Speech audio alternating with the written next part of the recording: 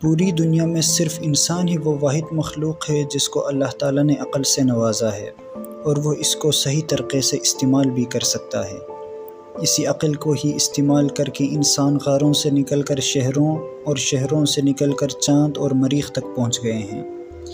Technology میں بھی انسان نے اتنی ترقی کی ہے کہ اب مشین بھی اسی کی طرح سوچنے اور سمجھنے کی صلاحیت رکھنے کے ساتھ ساتھ بالکل انسان کی طرح کام بھی کرنے کی صلاحیت رکھتا ہے۔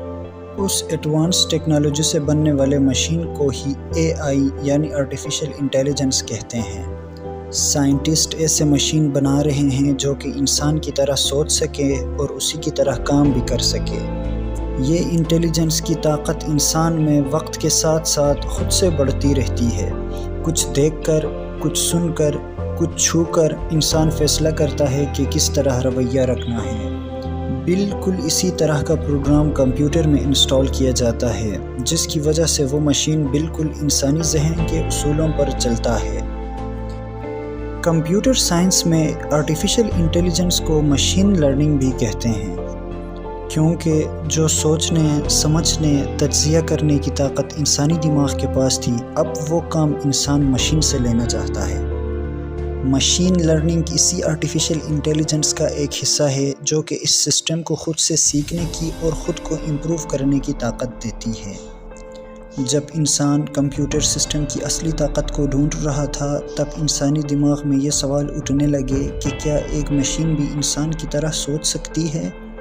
اسی سوال سے آرٹیفیشل انٹیلیجنس کی شروعات ہوئی۔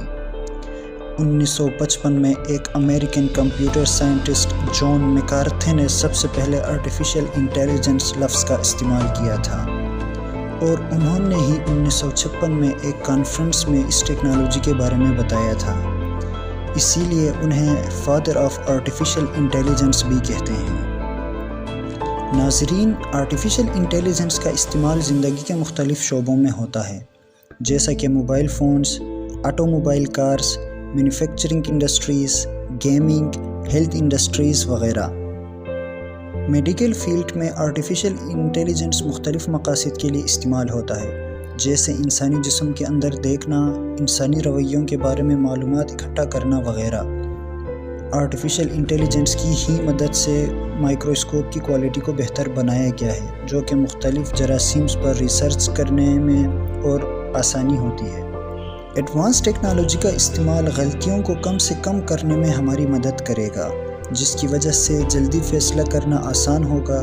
اس کے علاوہ انسانوں کے مقابلے میں مشینوں کو آرام کرنے کی ضرورت نہیں ہوتی، وہ انسانوں سے زیادہ کام کم وقت میں کر سکتے ہیں۔ جہاں اس ٹیکنالوجی کے کہیں فائدے ہیں، وہیں اس کے کہیں نقصانات بھی ہیں۔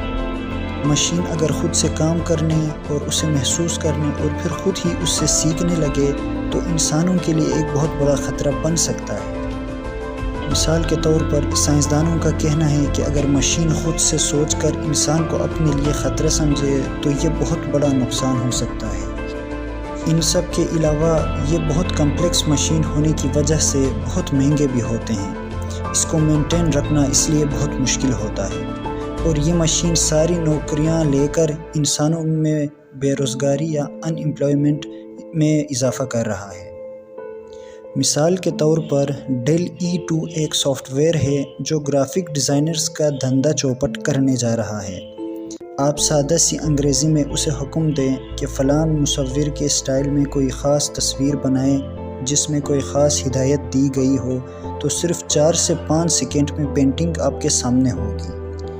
آرٹیفیشل انٹیلیجنس کے نقصانات کو بیان کرتے ہوئے مشہور سائنسدان اسٹیفن ہاکنگ نے کہا تھا کہ یہ انسانی زندگی کی سب سے بڑی غلطی ہوگی کہ آرٹیفیشل انٹیلیجنس کو بنایا جائے، اور انہوں نے آرٹیفیشل انٹیلیجنس کو انسانوں کے لیے ایٹمی ہتھیاروں سے بھی زیادہ خطرناک قرار دیا تھا۔